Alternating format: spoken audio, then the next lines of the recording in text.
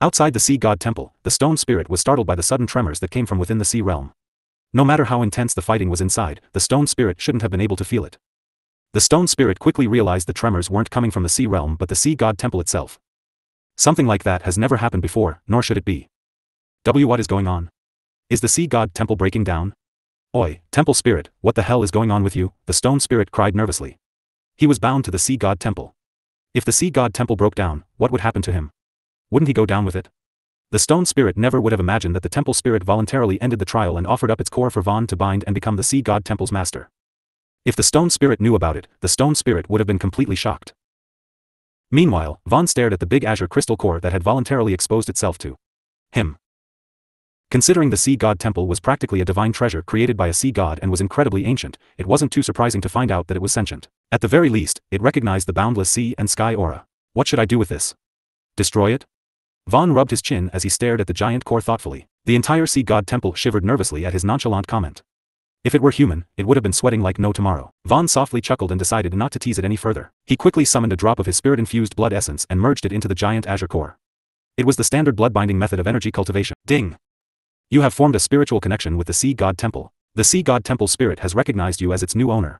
After the connection to the sea god temple was formed, a blue axolotl-looking water spirit was manifested on the side, shaking with unease and fear. It appeared virtual, like a hologram. Master, the temple spirit greeted. Vaan nodded. Sea god temple. Artifact spirit, blue axolotl, water spirit. Artifact type, growth, defensive, storage. Artifact servant/S, Zanbar kindhold, stone spirit race. Rank, half-step true divinity rank treasure. Age, 400 million Gehenna years. Functions, manipulate, expand, barrier, cultivate, absorb, repair, gate. Sea realm volume, 300 cubic kilometers. Energy reserve, 250,000 units of mana. Status, low power mode, unsealed. After looking at the sea god temple status, Vaan focused on understanding the sea god temple's limited functions. Function. Manipulate, consume mana from the energy reserve to move the sea god temple according to the owner's will. Expand, consume mana from the energy reserve to increase the size of the sea god temple or sea realm. Barrier, consume mana from the energy reserve to generate a strong magic barrier around the sea god temple. Cultivate, consume mana from the energy reserve to accelerate the growth of aquatic plants in the sea realm. Absorb, consume mana from the energy reserve to open the gate and draw in mana from the other side. Repair, consume mana from the energy reserve to restore the sea god temple to a previous state. Gate, consume mana from the energy reserve to open the water rift. Destination currently set to the Myriad God Sea Palace's Sea God Produce District, and it took a moment before Vaan completely grasped the sea god temple's current status. It was clear that the sea god temple's sea realm could be much larger than it currently was. However, due to its low mana reserve after existing for countless millions of years, the sea realm had most likely shrunk to conserve what remained of it. Vaan also noticed that some of the sea god temple's functions were sealed unless they contacted his boundless sea and sky aura. Evidently, the Sea Warden's trident was the key to accessing these functions. It was part of the Sea Warden's responsibilities to maintain the Sea God Temple's conditions, continue receiving new challengers, and open the gate for those who passed the trial and chose the second option. Vaan wondered if the stone spirit wasn't originally stationed outside but kicked out by the temple spirit after losing the Sea Warden's trident of authority. Nevertheless, the Sea God Temple was intended to be permanently stationed at the bottom of the Dark Sea Abyss territory to continue receiving new challengers indefinitely until the Sea God Proteus decided otherwise. The Sea God Temple wasn't meant to have an owner who could potentially take it away. However, since it had met Vaan and come in contact with his authentic boundless sea and sky aura, the temple spirit had voluntarily submitted to him. Still, Vaan couldn't help but wonder what the situation was in the boundless sea and sky domain for his boundless sea and sky aura to be used like some high-security key and lock. Unfortunately, that wasn't something he could easily find out just because he wanted to. No. Although he could ask the temple spirit and stone spirit, he didn't have high hopes. When Vaan exited the Sea God Temple and returned to the Sea God statue, the stone spirit stared at him with doubt and confusion. Normally, the second trial would usually take 1 to 3 days to complete, regardless of success or failure. But from the time Vaan entered to the time he left, only 5 minutes had passed. I told you that it wouldn't take long. You. The stone spirit's eyes slowly widened in horror as it sensed a type of authority from Vaan that had not been present earlier. It was the type of authority that granted successful challengers some access to the Sea God Temple's function. The only difference was that Vaan's type of authority seemed to be the highest level of authority there was, surpassing his. You? No, you should call me master now. Vaan casually waved his hand, and the entire Sea God Temple shrunk to fit in the palm of his hand. The stone spirit froze on the spot, looking terror-stricken at the miniaturized Sea God Temple. What the fuck just happened? How could this have even happened? As Vaan stared at the stone spirit's utter shock, he slyly teased him, "Do you still dare to erase me?" The stone spirit was immediately frightened by the reminder. At the same time, the temple spirit overheard Vaan's question. It quickly emerged from the sea god temple and grew countless times bigger, looking almost like an awe-inducing and grand sea dragon before glaring down at the stone spirit. You want to erase Master, the temple spirit silently conveyed with its fierce gaze. And no. Of course not, the stone spirit quickly denied before pitifully mentioning, I only mentioned that in case Master failed the test. It's my job to clean up failures to keep the secrecy of the sea god temple, after all. Ha. The temple spirit gave a prolonged sigh before saying, keep the secrecy of the sea god temple, you say? After your last mistake, do you think the sea god temple's trial is still a secret? Humph, Master is a supreme existence. How could I dare test him? Master does not need to take any test, the temple spirit snorted shortly after. The light in the stone spirit's stone eyes dimmed with guilt. But shortly after, the stone spirit stared at the temple spirit in disbelief. You didn't test Master. Have you lost your marbles, temple spirit? The stone spirit criticized. However, the stone spirit was quickly suppressed by the temple spirit's authority. The stone spirit only flared up for a moment before temple spirit made it seem infinitely small. The stone spirit wanted to disappear instead of facing the temple spirit's anger. You don't have the right to scold me, the temple spirit barked. You were cuter when you were smaller. When Vaan suddenly said this, the temple spirit quickly reverted to its small and cute blue axolotl form and became docile in front of him. Vaan glanced at the stone spirit and said, you should also return to your original form. Yes, Master. Shortly after, the sea god statue lost its sharp defining edges and humanoid form as it turned into a chubby boulder with short limbs and big round eyes. It looked like a rather cute stone golem. Of course, the stone trident it held also disappeared, becoming one with its body again. The real trident had been stolen long ago. So, what's the situation with the thief? Vaan finally asked. We are currently dash. The stone spirit and temple spirit simultaneously answered with eagerness before abruptly pausing. They stared at each other for a moment before the temple spirit glared at it. What are you doing? Go and repent on your previous mistake, the temple spirit seemed to have said to the stone spirit with its gaze. As such, the stone spirit backed off timidly. It dispiritedly moved to a corner and scribbled randomly on the seafloor with a small coral branch it found. Vaan was amused by their childish behaviors despite their big age. We have been using the sea monsters to confine the thief in Pangaea and prevent him from going anywhere else, the temple spirit stated. However, this is also the limit of what we can do with the sea god authority granted to us since we have been stuck here, Master. We can only push the thief out of Pangaea's outer sea. If we try to send the sea monsters beyond the outer sea, the sea warden's trident in the other party's possession would wrestle control of the sea monsters from us, the temple spirit explained. I see, Vaan uttered with a frown before asking, the sea warden's trident wasn't the only thing stolen, was it?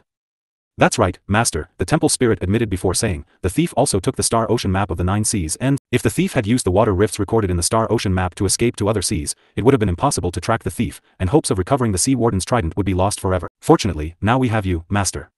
With your supreme authority and the sea god temple's influence, you can easily command the sea monsters to punish the thief and reclaim the stolen relic, the temple spirit said with a hopeful expression. Vaan calmly nodded. This was something he had to do since he was also curious about the 9 seas.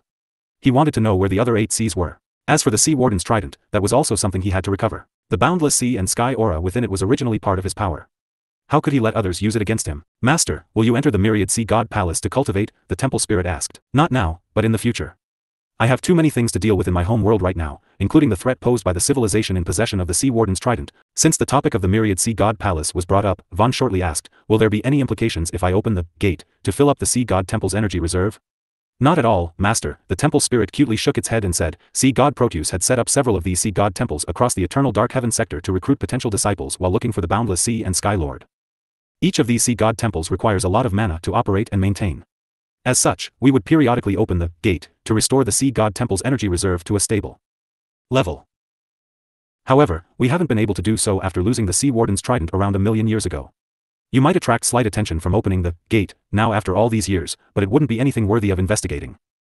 The other side would just think the sea god temple's guardian had been slacking. As the temple spirit said this, it glared at the stone spirit. Vaan was relieved after hearing that.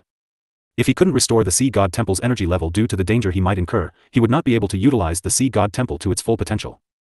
Nevertheless, another important matter had been brought to his attention. Although he had already suspected it, he was only able to confirm it after listening to the temple spirit. The sea warden's main responsibility was to search for Varana's incarnation, him, in the seas under their jurisdiction for sea god Proteus. Moreover, sea god Proteus most likely wasn't the only sea god searching for him. Whether this was a good or bad thing remains to be determined. Previous chapter.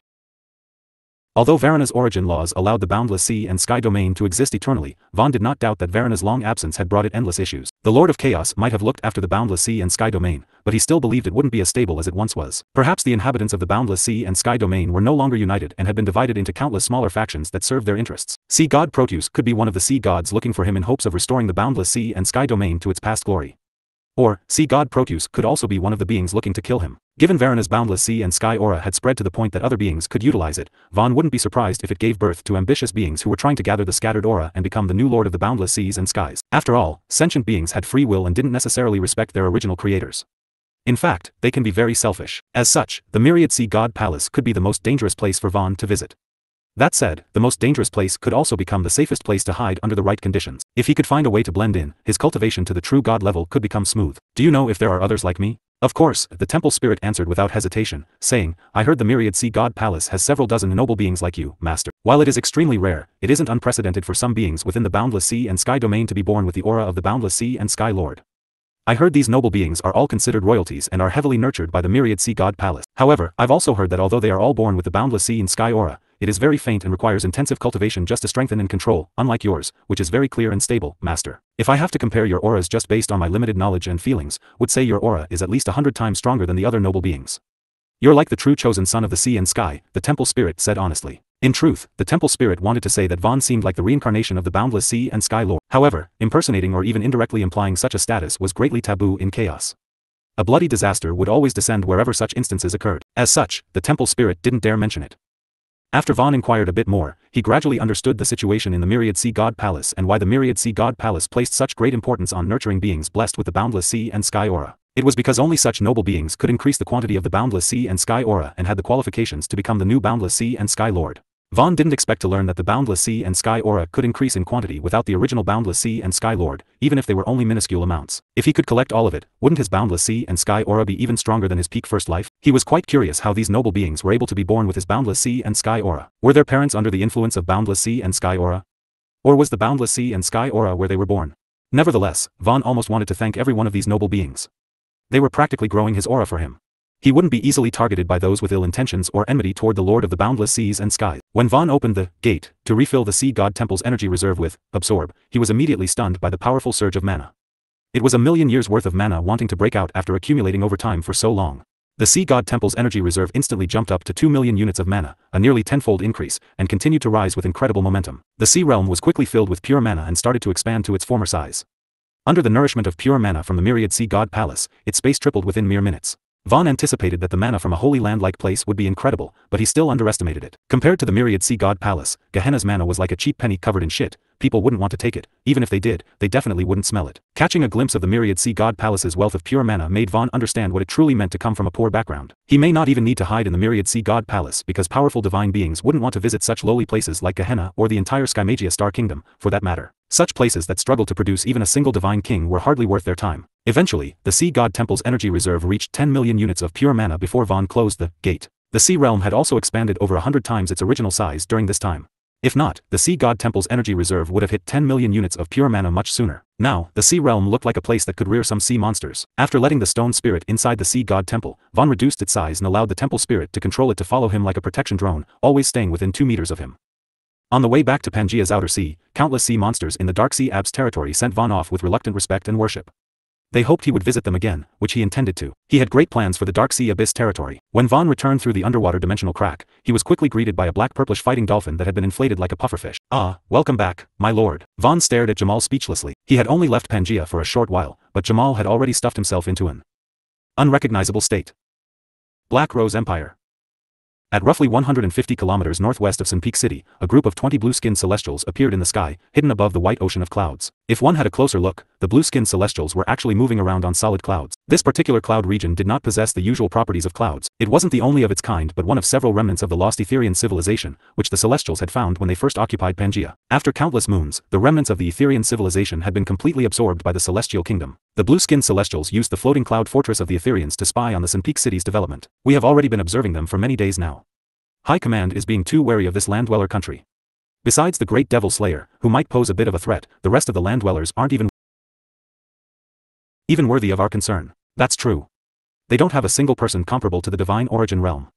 The strongest among them are the Dragon Lords, who are only equivalent to the half-step Divine Origin Realm at best. They are far too weak. Exactly. I don't see why we don't just take over their damn space tower and destroy their space bases. This is why you are only stuck with this job and not part of the High Command. So High Command is planning an elaborate trap to kill the Great Devil Slayer. Hehe, killing the Great Devil Slayer isn't the only way to stop the land dwellers from rebuilding new space bases in the future.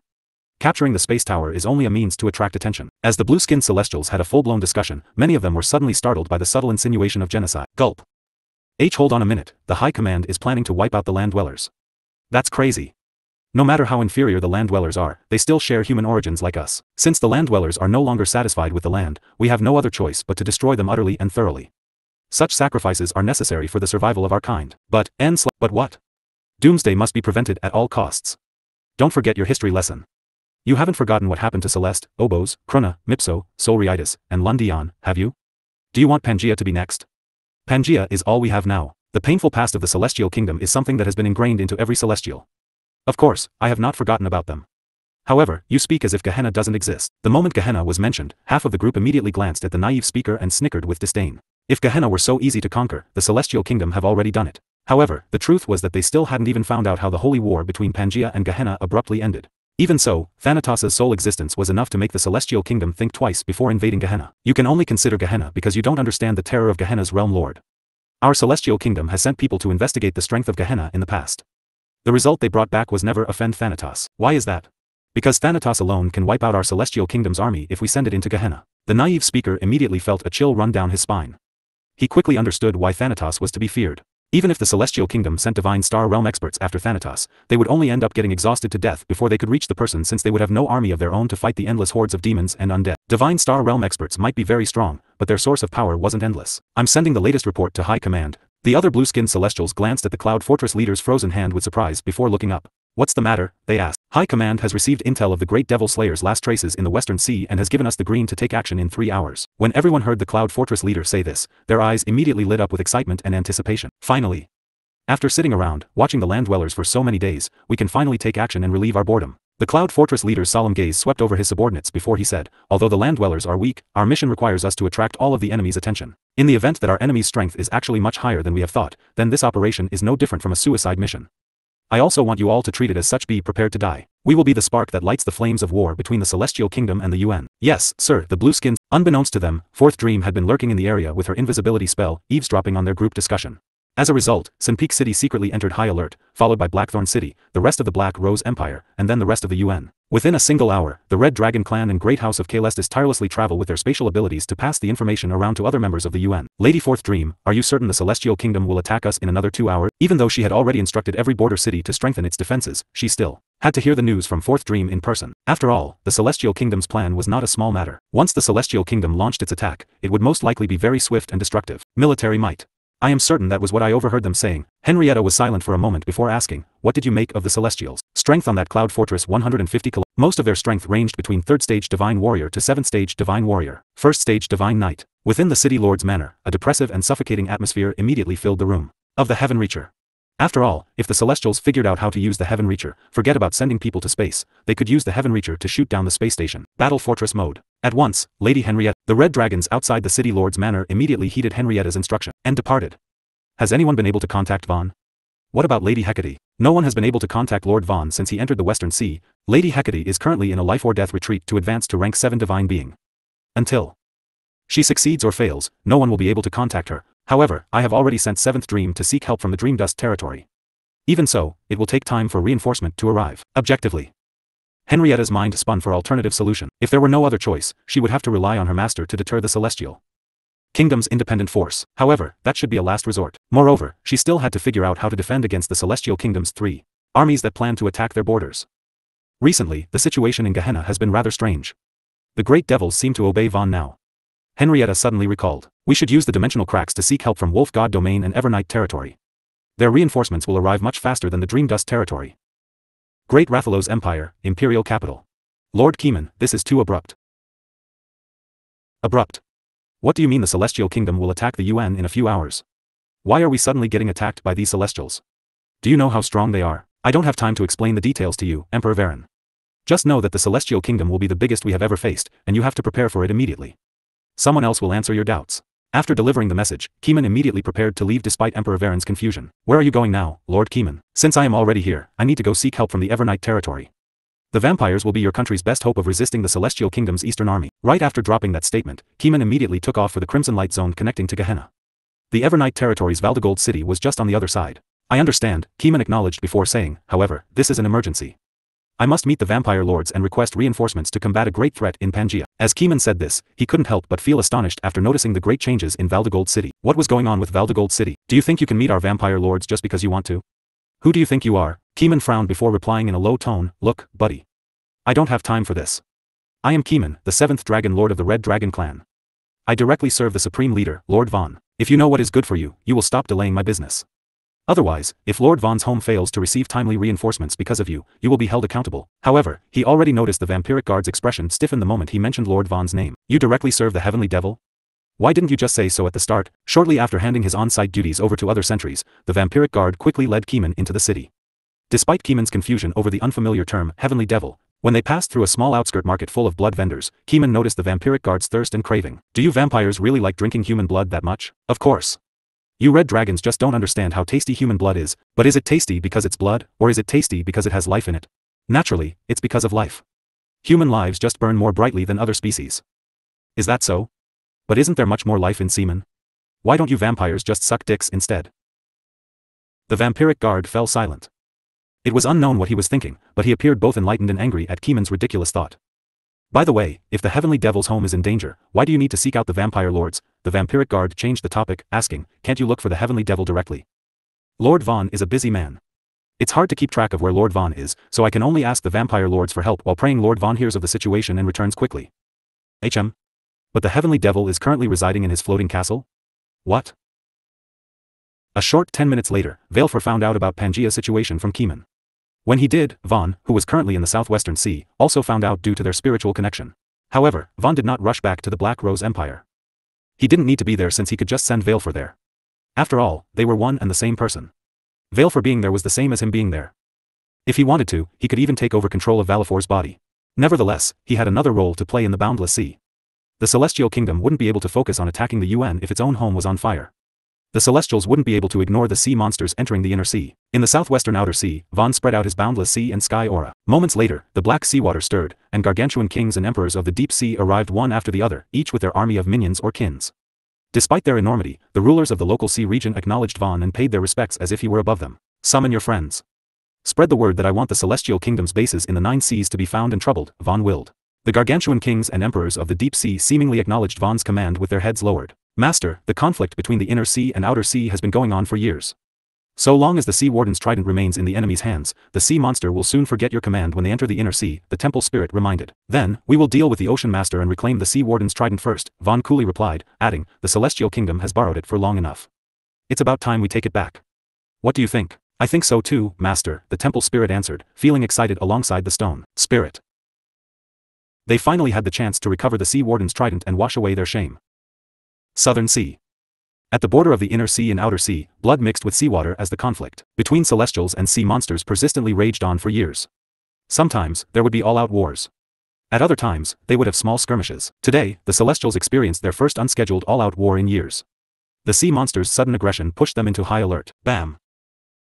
A humongous black whale full of battle scars, big and small, rammed into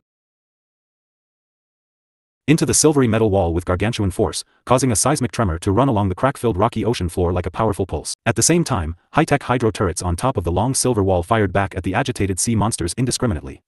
Each round of charged water zipped through the sea region like a blue beam of laser but punched like a railgun. With each successful shot, the enormous sea monsters would stagger back and wince in pain and fury. Suddenly, a Vulcan kraken's long, thick, and spiky tentacle whipped across the intense battlefield. Multiple high-tech hydro turrets were ripped away from the top wall in an instant. We've just lost 3 T6 hydro turrets. We need immediate replacements, cried a celestial within the silver wall. With the absent firepower of the 3 T6 hydro turrets, several great whales rammed into the battered silver wall while ancient megalodons sank their sharp teeth inside the dented areas. Rip. A hole was suddenly torn in the battle-torn wall, creating a large opening. The rank 7 Vulcan kraken did not miss the opportunity to send one of its large, spiky tentacles through the open hole, catching a few unprepared celestial soldiers and ripping them out of the silver wall. No dash, the abducted celestial soldiers issued horrified screams. With their meager Heaven Ascension Realm cultivation base, they could only become snacks for the great monster of the deep sea. Needless to say, their fates were sealed. This large silver wall was constructed after the first 100 years of conflict, not to keep the sea monsters out of the inner sea but to improve the defensive battles of the celestial soldiers with lower cultivation bases. Why are the sea monsters so violent today? I don't remember our side doing anything to piss them off like this. We need desperate backup. At this rate, the wall won't hold. Section 13 has sustained too much damage. We need some Divine Star Realm experts to suppress the sea monsters in awe. No, no, no. A celestial soldier cried tragically as he became another victim of the rank 7 Vulcan Kraken's lightning-swift abducting tentacles. The behemoth sea beast didn't have the slightest interest in what little meat the celestial soldier's body provided. Crunch. With a slight exertion, the celestial soldier was crushed into a body of bloody seawater and mangled flesh before getting tossed into the far back line. Countless famished dark triggerfish immediately rushed toward the celestial corpse with rapacious appetites. Within seconds, not even a piece of bone was left behind in the area. The surviving celestial soldiers within the silver wall did not even have the heart to mourn their fallen comrade. They were only concerned about not becoming the Vulcan Kraken's next victim. Its death-gripping tentacles had filled them with infinite dread. Just when the Celestials were about to face an irreparable breach in their defensive line, an intense golden light suddenly brightened up the dark ocean depths, forcing the sea monsters to turn their heads away and retreat. These powerful creatures of the deep sea weren't used to such radiant light. Although it didn't hurt their eyes, it certainly caused them extreme discomfort. Wretched creatures of the deep, have you forgotten I am here? The ocean master thundered, holding up his illuminating silver trident that shined with golden aura. You see the sea god's trident, yet do not submit. Who do you serve, if not I? I am the rightful ruler of the boundless sea. Your stubborn resistance has gone on for too long. Hiss. The mighty sea kings and sea emperors of the deep sea backed off into the darkness of the outer sea with their forces. Even so, they refused to acknowledge the false sea god. Meanwhile, the celestial soldiers cheered in relief and celebration at the arrival of the ocean master. Do not relax your vigilance. That's right. The sea monsters are unusually aggressive, oh my god. Everyone, watch out. The celestial soldiers stared in horror as a colossal earthen plate hurled towards their silver wall. The overlords of the deep sea had actually worked together to tear off an alarming piece of the ocean crust and used it to attack from a distance. The enormous earthen plate moved slowly, but it carried immense weight and power. Even the Ocean Master, a 9th-stage Divine Star Realm expert, didn't dare to take the hurling plate head-on. The enormity of the object was beyond him. Did a rank 8 deep-sea overlord join the battle? That has never happened before. Boom! The earthen plate slammed into the silver wall heavily, creating an unprecedented tremor that rocked the ocean floor. Although the earthen plate shattered into smaller pieces upon impact, the large metal wall was also ripped apart like thin paper. The powerful shockwave also knocked out countless celestial soldiers. Some of their incapacitated bodies were quickly buried under the immense weight of the earth, while others were dragged out into the open by the strong ocean current. This terrible. Several survivors paled in horror after witnessing the aftermath of the destructive impact. This was the biggest defeat in the history of their celestial kingdom. When the Ocean Master observed the devastated silver wall and high death toll, he wore a grim and solemn expression. He could halt the sea monsters' advancement, but he could not stop their attacks from a distance. Still, such a situation had never happened before. It was as if the sea monsters had suddenly gained intelligence or had an intelligent being commanding them. Considering their sudden aggression, something was definitely going on. The defensive line has been broken. Everyone injured is to retreat to the second defensive line. Everyone else, assist the rescue effort and retrieve your comrades from under the rubbles. Yes, Ocean Master. As the celestial soldiers quickly carried out the tasks issued, the Ocean Master moved to the forefront with his trident to keep the sea monsters at bay. Even so, the Ocean Master only stayed on the very edge of the border and didn't cross into the outer sea's domain, as if doing so might trigger the sea monsters' fierce retaliation. He feared a rank 8 ocean overlord could be lurking in the back of the sea monsters. With the trident pointed at the outer sea, the Ocean Master tried to pierce through the veil of black toxic water with the golden light of the Conqueror's aura. Unfortunately, his efforts failed to achieve its desired effect. The toxic black seawater of the outer sea was more like ink, it wasn't darkness and, therefore, couldn't be dispelled by light. In fact, it even absorbed the light to a certain degree. Nevertheless, the Ocean Master, like other nauticans who have been reformed to adapt to the sea, relied on more than just their sight to see in the darkness of the deep sea. As such, when the Ocean Master suddenly sensed the sea monsters splitting into two orderly rows to create a clear path between them, his eyes narrowed, and his body tensed up. It was a subconscious reaction, considering he couldn't control the sea monsters unless they fully entered the inner sea. Whoever commanded them in the outer sea had to be very dangerous. The Ocean Master's eyes widened in disbelief upon discovering a young land-dwelling man emerge from the pitch-black outer sea. The sea monsters also showed the person absolute loyalty. I am possible, the Ocean Master instinctively denied the truth before him. Ends. The land-dwelling humans were just weak primitives, incapable of greatness, being the Celestial Kingdom's spirit farm doomed them to a life of mediocrity. Mediocrity. How could one of them command the sea monsters of the outer sea when even he couldn't? Maybe it was a sea monster with the ability to shapeshift into a human form? Vaan stopped within 200 meters of the Ocean Master and eyed the Sea Warden's trident in his grip. After he sensed his familiar boundless sea and sky aura, he knew recovering it wouldn't be an issue.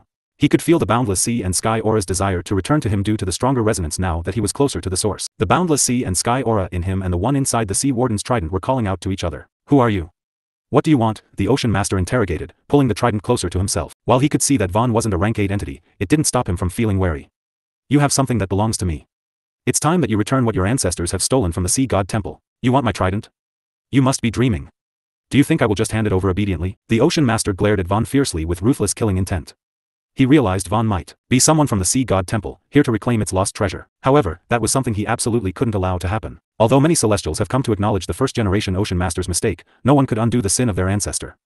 They could only continue it. After all, if they lose the power of the trident, their celestial kingdom would lose its only means to resist the sea god temple's wrath. Alas, the ocean master was wrong if he thought he had a choice. I wasn't asking, Vaan coolly stated. Shortly after making a grasping gesture at the sea warden's trident, the ocean master immediately felt a tugging force competing to wrestle the silver treasure out of his grip. No, unfortunately, what was being pulled wasn't the silver trident itself but the unique aura trapped within it. When the boundless sea and sky aura got drawn out of the sea warden's trident like countless golden silk threads, the ocean master felt the pulling force substantially weakened. However, his eyes also widened in shock and horror. What? Under the ocean master's powerless yet enraged gaze, the boundless sea and sky aura sunk into Vaan's palm, becoming one with his body and soul. In that instant, Vaan felt his boundless sea and sky aura strengthened by a level. But at the same time, he realized the additional aura wasn't part of his original boundless sea and sky aura. While it might have seemed the same, it was also different on a fundamental level. It seemed to be one of the newer generations of boundless sea and sky aura created through the birth of noble beings. Nevertheless, that didn't stop it from augmenting Vaan's existing boundless sea and sky aura. More importantly, he could also utilize the subtle differences in the aura to help him blend inside the myriad sea god palace better. Meanwhile, the ocean master stared at his silver trident, which seemed to have lost a crucial part of its existence. Without the conqueror's aura, the silver trident was just a strong weapon without special ability. You, the ocean master furiously pointed his finger at Vaan and condemned him. Do you realize what you have done? Without the conqueror's aura, my celestial kingdom will be doomed. Give it back. The survival of your celestial kingdom doesn't concern me, so why should I? Nonchalantly. You dash. Very good, the ocean master spat furiously. What Vaan said was true, the celestial kingdom had nothing to do with the land dwellers. However, that also simplified things. Since the ocean master couldn't reason with words, he could only settle the problem with force. Vaan's unknown control over the conqueror's aura was alarming, but he was still a trifling first-stage divine origin realm being equivalent. How dare he act so arrogant in front of a ninth-stage divine star realm expert? After the ocean master reviewed the difference in their strength, he quickly calmed down. The trident might have lost its conqueror's aura, but that didn't mean he couldn't get it back. In fact, he had to thank Vaan for being so arrogant yet so foolish. Once the ocean master killed Vaan, he wouldn't just reclaim the trident's conqueror's aura but also take the new source of conqueror's aura on his body. By then, all the sea monsters in the outer sea would finally be under his control. As such, the ocean master stopped seeing Vaan as a disaster but as a blessing that had just fallen into his lap. After all, Vaan was not hiding behind the powerful sea monsters right now. In fact, the sea monsters were quite far from him. On the other hand, there was only a short 200 meters between him and the ocean master. The ocean master figured that his high cultivation base was wasted if he couldn't catch or kill a mere first-stage divine origin realm equivalent being within such a short distance. Young man, you are too arrogant. Unfortunately, you are also equally foolish. Before the ocean master even finished speaking, he suddenly struck out with an underhanded sneak attack. The powerful divine art he used rapidly compressed divine energy and seawater before shooting out a lightning-swift manifestation of a furious water dragon. Divine art, dragon devouring the sea. The furious water dragon rushed toward Vaan with overwhelming momentum and force in a bid to smash him into a meat paste. Even if he avoided the collision course, the violent undercurrent behind it would rip his body to shreds like a million wind blades. Although the ocean master acknowledged it was shameless of him to use his full might, a sneak attack no less, against a weakling first-stage divine origin realm equivalent being, his face was trivial compared to his righteous cause. For the survival of the celestial kingdom, all methods were permitted, and no shame was too much. It was impossible for a mere first-stage divine origin realm equivalent being to avoid his all-out sneak attack, was what the ocean master thought. However, reality proved quite differently. Pung! Just as the violent surge of divine energy-infused seawater was about to reach Vaan, an even more powerful mana barrier suddenly shielded him from it. The water dragon instantly scattered in different directions without so much as a scratch on the mana barrier. What? The ocean master's eyes widened with disbelief. His absolute confidence shattered along with his broken divine art. He still couldn't comprehend how the mana barrier appeared. Given Vaan's cultivation, he couldn't have conjured such a powerful barrier. Either someone or something was secretly helping him, or he was using a divine treasure far superior to the sea warden's trident. What did you do? The ocean master barked with alarm, eyes darting around to identify the source of Vaan's protection. However, Vaan didn't see the need to explain the intricacy of the sea god temple to someone who tried to kill him with underhanded means. Are you in a hurry to reincarnate? Since we are done here, you can die now, Vaan indifferently uttered. With a downward wave of his hand, the miniature sea god temple immediately sprung forward, rapidly expanding in minute bursts like pulses. With each pulsation, the sea god temple grew incomparably large. On the fifth pulse, the sea god temple was already as big as the earthen plate that smashed away the silver wall, if not bigger. NOV. By the seventh pulse, the ocean master and the surviving celestial soldiers felt endless despair. With just 7 quick clicks, there was already nowhere to escape. Boom! The humongous sea god temple smashed into the seabed with stupendous amounts of weight and force like a true celestial body dropping down from the heavens. Everything beneath it was flattened into the second dimension. No one below the divine lord level could have avoided getting crushed to death by the heavenly hammer. It was as if doomsday had descended. The seafloor split apart with vast cracks stretching deep into the earth, while the aftermath of the shock could be felt across the continent and 8 inner seas in wave. The celestial kingdom's Moonwater city was only situated 400 kilometers away from the epicenter of the shock. Thus, even it wasn't spared from the violent tremors as it got turned upside down. Moonwater City suffered 70% damage to its surface infrastructure, 30% damage to its cultivation layer, and roughly 2% damage to its deep earth layer. The series of earthquakes only caused more destruction to buildings than people. However, the seawater that poured through the large cracks and flooded the cultivation layer was enough to cause the entire Moonwater city to quake with fear. If the seawater also breached the deep earth layer and flooded the residential zone, nearly 90 million residents would drown to death if they couldn't make it to the flood shelters, which had never been used. When Vaan retrieved the shrunk sea god temple and confirmed the pancaked ocean master's death, he also retrieved the intact sea warden's trident. It was surprisingly sturdy. Despite limiting the power of the sea god temple, it still caused such widespread devastation. If he had used its full power, the planet itself might not have been able to survive the earth-shattering blow. This half-step true divinity rank treasure was truly fearsome. Vaan's low cultivation base did not restrict the sea god temple's potential. Its only limitation was its great appetite for mana. With just a single usage of barrier and expand at the divine lord level, he had consumed over 2 million units of pure mana. Even true divine lords couldn't have been so extravagant with their mana. The sea god temple was extremely powerful but also extremely wasteful. Vaan realized that his recent refill of pure mana was nowhere near enough to last the sea god temple for a while. Its energy consumption was just ridiculously high. Fortunately, it was connected to an endless source of pure mana and could be refilled anytime. Furthermore, Vaan did not intend to use the sea god temple for offensive purposes again unless absolutely necessary. Its destructive capabilities were just too frightening. Friendly fire would be difficult to avoid. Inside the floating castle above Latigold City, Keeman couldn't stop shaking with fear. Although he could recognize his lord's appearance, there was something very off with his aura. It was almost like his lord had become a completely different person. However, during their interactions, there were also times when he felt like his lord had returned to his original self. The change between the two auras confused him. "You did well coming here to inform me, Keeman. You can return now," Valefor coolly stated. With a casual swipe of his hand, the Azura Law split open a spatial rift to Pangaea, allowing Keeman to return in the shortest time. "Then, I will head off first, my lord." Keeman obediently took his leave. Although Valefor didn't say what he planned to do with the news of the Celestial Kingdom's impending attack, Keeman trusted he would do something about it. In fact, he could only trust that was the case.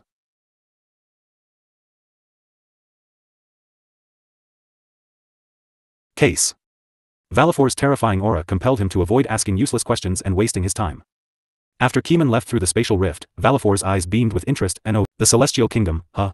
To think that such a strong, hidden civilization would decide to attack the land in this timeline. Valefor muttered thoughtfully before snickering with amusement. This foolish civilization should have just continued hiding in its turtle shell. But since it has decided to come out and throw a fit, it'll make a nice warm-up for my war on Nightmare. This life sure is interesting, Valefor smiled coldly. In his eyes, the Celestial Kingdom was already a dead civilization, and its people were free slaughter energy for his Azura Law. Since they were his free slaughter energy, he was also not interested in sharing it with others. However, he also understood that he would be blamed if he failed to defend the UN from the Celestial Kingdom's assault. As such, Valefor immediately summoned 3 vampire lords to his floating castle and instructed them to gather troops without any specifications. He didn't care who they chose to enlist in the army and also promised they would have blood to drink. They were only there to make up the numbers and be meat shields. Their role was to defend, not to attack. The killing was his to enjoy. Nevertheless, given such short notice, there were only so many troops the 3 vampire lords could round up in a short time. As such, Valefor deployed them to Pangaea ahead of time after they passed the enlistment task to their subordinates. "Your enemy is the Celestial Kingdom. Don't mistake the blue-skinned humans for any other humans. If I catch wind of a single UN human getting blood-sucked, I will look for you.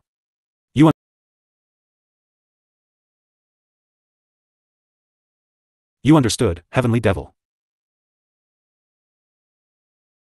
The 3 vampire lords all trembled with fear after hearing Valefor's reminder. Valefor only said he would look for him, but it was scarier than saying he would kill them because it left them room for imagination. Black Rose Empire. After Keeman returned to Sun Peak City, he was immediately bombarded with questions. Everyone hoped that he had brought them good news. "How was your trip to the Evernight territory, Lord Keeman? Did the vampires agree to send reinforcements?" "I didn't meet the vampire lords, but I found Lord Vaan, which is even better." "It's just that." "Just what?" "Forget it. You'll understand once you see the Lord." Keeman decided not to explain what he felt from meeting Valefor. It wouldn't be good for him if he were mistaken for talking bad about his lord. Sometime later, the scheduled 3 hours were up, and the time of the Celestial Kingdom's planned attack arrived. However, not even the shadows of Vaan or vampiric reinforcements were spotted. Even so, no one in Sun Peak City felt abandoned or despair. Meanwhile, the Cloud Fortress leader gathered his subordinates to the edge of the Cloud Fortress, preparing to set off. "The time has come, everyone." "Wait, Lord Daiyu. The land dwellers appear to be aware of our plan. Their city is on high alert. Take a look at their security," a blue-skinned celestial quickly pointed out. Lord Daiyu scrutinized the situation on the surface with a frown before he dismissed it. "It matters not. These trifling land dwellers are too weak to withstand our might. However, since they are aware of us, we will change our plans slightly. Originally, they were supposed to invade the Heaven Reacher and seize control of it with lightning-fast methods before attracting all of the enemy's attention. Someone needs to attack the city and cause widespread destruction. Any volunteer?" "Me." I will do it, Lord Daiyu. Everyone instantly volunteered, full of energy and eagerness. In their hearts, flexing their power on the weak city was much more fun than seizing the Heaven Reacher. Good, the Cloud Fortress leader called Lord Daiyu exclaimed. Shortly after picking out half of his elite group, he immediately ordered them to attack. Sun Peak City, go! Swish! 24 excited blue-skinned celestials in the Divine Origin Realm immediately leaped off the edge of the Cloud Fortress, nosediving toward the human city. Reach Sun Peak City. Naturally, the 9th stage Divine Origin Realm Celestial was the fastest in the group. He took the lead by a huge margin. Hee, see you guys there, dash. Splat. Everything took an abrupt change when the 9th stage Divine Origin Realm Celestial instantly killed himself by bashing his head into a Divine Lord level barrier that only revealed itself upon contact. The strong impact sent ripples of green light across the invisible dome that covered Sun Peak City. Stop dash. One of the celestials in the rear cried in horror while halting his high-speed flight, risking self-inflicted injuries in the process. The scene of the 9th stage Divine Origin Realm Celestial splattering into a meat paste against the powerful barrier was just too horrifying. It was like a moth striking the windscreen of a speeding supercar. The 9th stage Divine Origin Realm Celestial did not even know how he died. The last thing that went through his head was his ass. In the forest on the eastern outskirts of Sun Peak City, Elder Willowthorn immediately expressed his regret after seeing his barrier had killed someone. Ah, Holy Mother, I have sinned. Elder Willowthorn began praying to redeem himself. After getting thrown out of the profound Pearl of Life, Valefor instructed him to silently protect Sun Peak City and the Heaven Reacher without alerting the Celestial Kingdom. Originally, Elder Willowthorn didn't see a problem with this. He was only asked to protect and not to kill. Alas, he couldn't stop others from throwing themselves headfirst into his barrier and killing themselves. Hopefully, the rest of the Celestials had learned from this. Meanwhile, after feeling a chill run down his spine, the patch of meat paste and blood on the invisible barrier was like a hammer nailing a stake into the hearts of the Celestials, shattering their confidence and instilling fear. Lord Daiyu was about to command the remaining half of his elite group to invade the Heaven Reacher when he witnessed the horrifying yet pathetic state of his strongest subordinate. After feeling a chill run down his spine, he felt shame and anger. How could a 9th stage Divine Origin Realm expert die so pathetically? How strong could the barrier be? Fools! Why aren't you all guarding yourselves with divine energy? Lord Daiyu barked furiously. Instead of feeling regret and loss, he felt greatly ashamed. Such a pathetic way to die was a big stain on his record. He would never be able to wipe it off if word of it spread to his peers. After recovering from their shock and horror, the Divine Origin Realm Celestials covered themselves in thick divine energy and used divine arts and spells to destroy the sturdy barrier. Every strike caused big ripples of green energy on the barrier's surface, but not a single crack was created. What kind of magic barrier is this? Why is it so strong? Since when were the land dwellers this capable? Something is very wrong. We should retreat and reassess the situation. The land dwellers shouldn't have such a high-level barrier. Nonsense. We can only retreat if Lord Daiyu gives us the order. Although the green barrier alarmed the Celestials, they soon glared at it with bloodshot eyes like it was their mortal enemy. However, no matter what they used, they failed to inflict any damage. Lord Daiu's eyes flickered with a fierce glint before eyeing the Heaven Reacher on the mountain next to Sun Peak City. Since the barrier over Sun Peak City was so strong, the Heaven Reacher's protection had to be weaker. He immediately led the second half of his elite group to launch an assault on the giant tower. With his first stage Divine Star Realm cultivation, he refused to believe he couldn't break the barrier. Even if the great devils of Gehenna personally reinforced the barrier, they wouldn't be able to stop him. Break for me. Divine Sword Art, Heaven Splitter. Lord Daiyu struck down on the barrier with his Azure Spirit Sword, fully augmented by his high cultivation base. The incredibly compressed divine energy infused in it threatened to split the sky and earth the moment it erupted explosive. Even so, the barrier resisted the powerful sword slash, seemingly so effortlessly that it seemed simply unbreakable. Ka-cha. The Azure Spirit Sword could not withstand the full might of Lord Daiu's cultivation base and snapped in half. The pointed half rebounded off the barrier and stabbed into his left shoulder. Boom. Lord Daiyu was flung far away by his own power after clashing with the barrier, nearly losing his entire left arm in the process. The unchangeable situation finally made him aware of reality. His pride and ego had blinded him from the danger. Lord Daiyu, are you alright? The barrier is impossible to break. Everyone, retreat. Just as Lord Daiyu finally gave the order to retreat, a horrifying aura of slaughter filled the sky, suffocating everyone with its oppressive might. Some distance away, the airspace was silently split apart by brute power, and Valefor stepped out from the other side. His cold smile instantly sent a chill down everyone's spine and made them understand what true terror was. Just by seeing his presence, the Celestials couldn't help but tremble with fear. They had encountered a murderous aura so thick in blood and slaughter that it had practically become a physical substance. Just how much killing was needed to cultivate such an oppressive slaughter aura? Wait. Lord Daiu's eyes widened as he recognized Valefor's appearance. Why, you are Vaan Rafna. But that's impossible. You're supposed to be far in the boundless sea. You shouldn't have heard about this plan. Well, you're not wrong, Valefor chuckled with amusement before saying, but what makes you think such distance means anything to me? Valefor's question immediately silenced Lord Daiyu. He was unable to refute it. Although it was a short period, Lord Daiyu seemed to have seen Gehenna on the other side of the spatial rift. Such means already placed Valefor far above the Great Devils. The Great Devils required great preparations and time to create a dimensional connection between the realms, but Valefor only needed a single gesture. Lord Daiyu couldn't even tell how strong Valefor was.